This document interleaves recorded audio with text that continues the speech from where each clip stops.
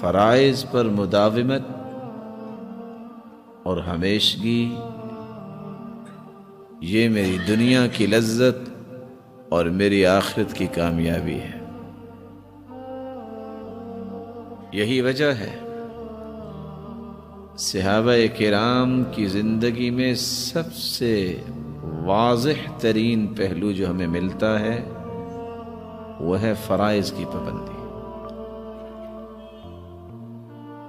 عمر رضی اللہ تعالی عنہ جب گورنروں کو اکٹھا کرتے تو سب سے پہلی بات یہ کہتے ان اہم امورکم عندی الصلاة فمن حفظها وحافظ عليها فقد حفظ دينه ومن ضيعها فهو لما سواه أضيع۔ آپ کی ذمہ داریوں میں سے سب سے مہم کام جو میں تجھ سے مطالبہ کرتا ہوں وہ نماز کا مطالبہ ہے۔ جس نے نماز کی حفاظت کر لی اور اس پہ مداومت کر لی، عبادت کے پہلوؤں کو خوبصورت بنا لیا، اس نے صرف نماز کی حفاظت نہیں کی بلکہ پورے دین کی حفاظت کر لیا۔ اس لیے عمر رضی اللہ تعالیٰ نے یہ بھی کہا کرتے تھے من ہانت علیہ صلاۃ کانت علی اللہ اہون۔ جس شخص کے نزدیک نماز کی وقعت ختم ہو جائے اور پرواہ نہیں کرتا، ایک تو اس نماز کی بھی وقت اللہ کے ہاں نہیں اور اس انسان کی بھی وقت اللہ کے ہاں ختم ہو جاتی ہے۔ من كانت همه هم الآخرة كفاه الله سائر همومه۔ اس لیے رسول اللہ صلی اللہ علیہ وسلم نے فرمایا جس نے اپنی زندگی کا غم آخرت کا غم بنا لیا، اللہ کے وعدے سچے ہیں۔ رسول اللہ صلی اللہ علیہ وسلم کا فرمان ہے زندگی کے بقیہ سارے غموں کو اللہ رب العزت خود دور فرما دیتے ہیں۔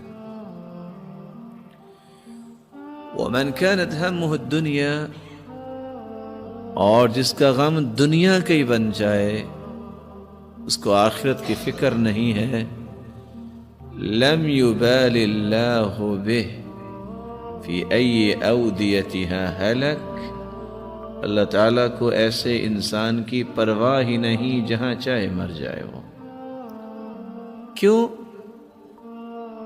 اس کو اللہ رب العزت کی عظمت کا اعتراف نہیں، اللہ تعالیٰ کو بھی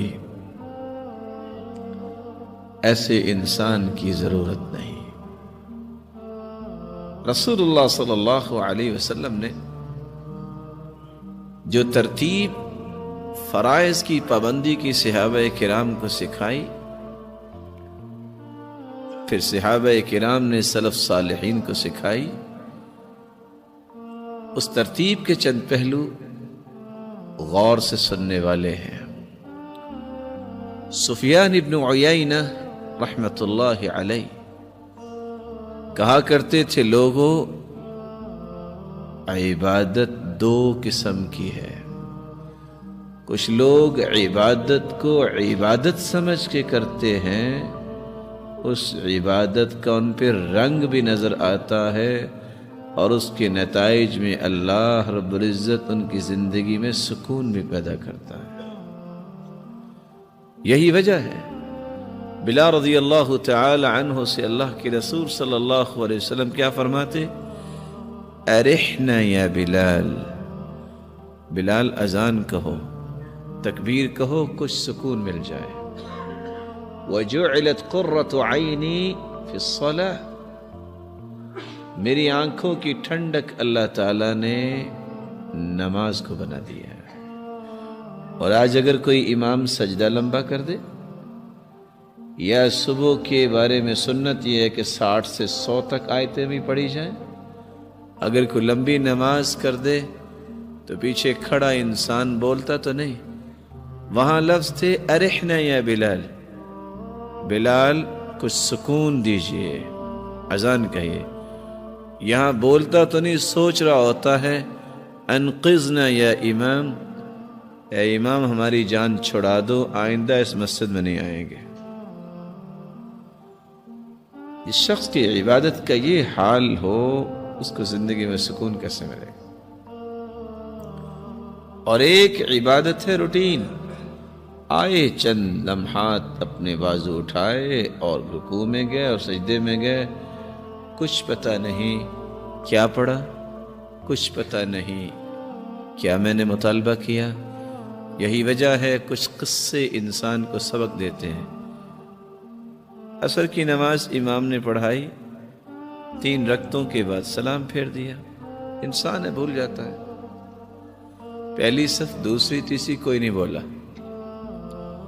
پیچھے سے آواز آئی، جناب 3 رکعتیں آپ نے پڑھی ہیں. اچھا بھائی، آپ کو کیسے پتا چلا؟ پہلی صف والوں سے، دوسری تیسری سے پوچھا، سب کہتے ہیں نہیں 4 پڑھی. اچھا جی، آپ کو کیسے پتا چلا؟ کہا پتہ کیسے چلنا ہے، میں ہر روز عصر کی نماز پہ 4 رکعتوں میں اپنی 4 دکانوں کا حساب کرتا ہوں، میری ایک دکان بچ گئی ہے. اس کو یہ فکر نہیں ہے کہ میری 4 رکعتیں نہیں ہوئی. اس بیچارے کو وہ کسی اور زاویے میں زندگی گزار رہا ہے، اس کی ایک دکان بچ گئی. اور ان تینوں کو بھی پتہ نہیں چلا، کیوں؟ روٹین ہے. عبادت سمجھ کر جو عبادت کرتا ہے، سفیان ابن عیینہ کہتے ہیں جو عزت نہیں کرتا عبادت کی، وہ عبادت کا حق ادا نہیں کرتا. وَمِن تَوْقِيرِ الصَّلَاةِ أَن تَأْتِيَهَا قَبْلَ الْإِقَامَةِ، اور نماز کی عزت و توقیر کیا ہے؟ تم اقامت سے پہلے آؤ، تم صف میں کھڑے نظر آؤ. صحابی کہتے ہیں اپنے بیٹے سے، ادرکت الصلاة معنا، تم نے نماز پڑھی ہمارے ساتھ؟ قال نعم، نماز پڑھی. قال ادرکت التکبیرۃ الاولی، تکبیر اولا تم نے پا لی؟ قال لا، تکبیر اولا نہیں پا سکا. تو صحابی نے کیا کہا؟ لما فاتك منها خیر من 100 ناقہ کلها سود العیون. بیٹا اگر تم تکبیر اولا پا لیتے، 100 اونٹنیاں جو سیاہ آنکھوں والی ہیں اس سے قیمتی یہ تکبیر اولا تھی.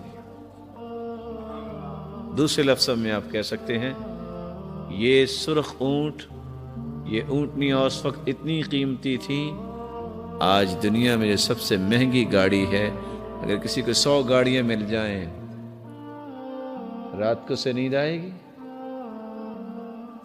صحابہ کرام کا موقف کیا تھا؟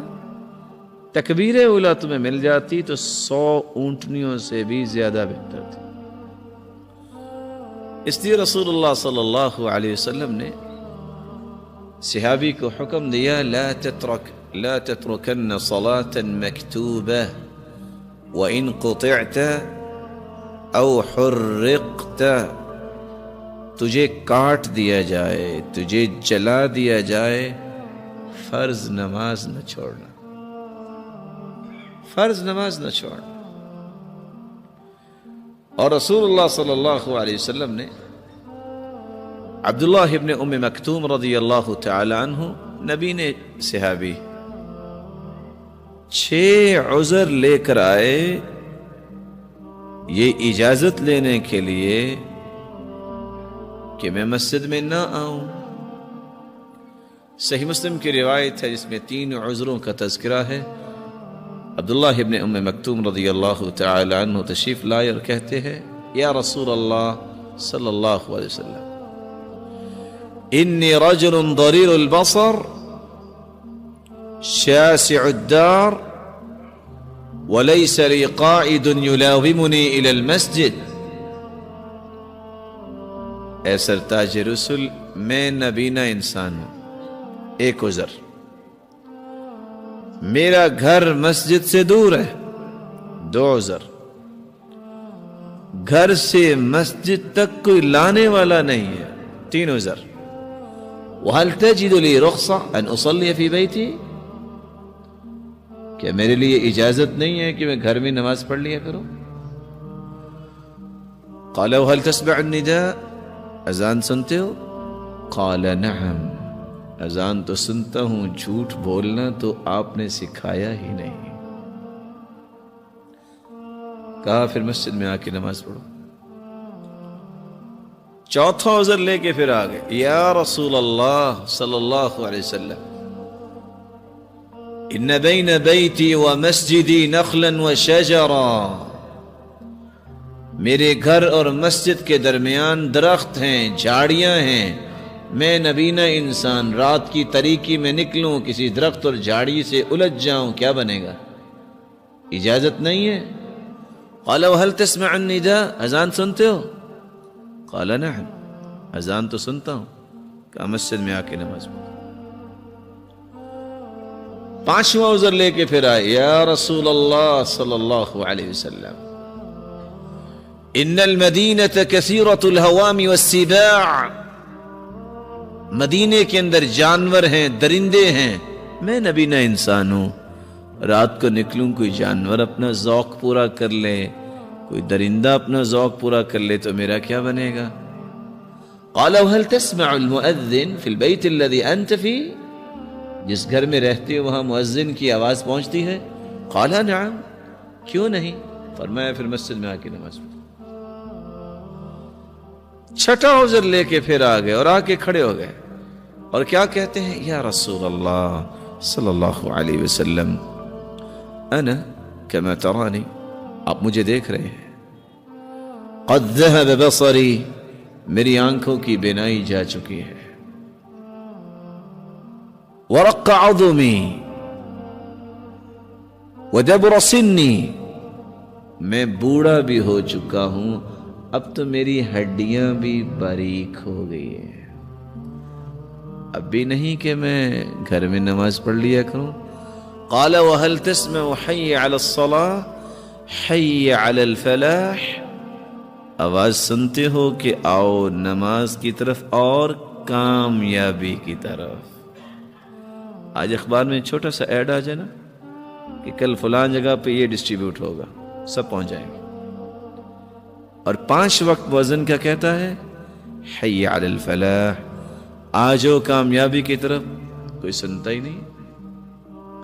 کہاں آواز تو آتی ہے، قال فہیہ اللہ، پھر مسجد میں آ کے نماز پڑھو۔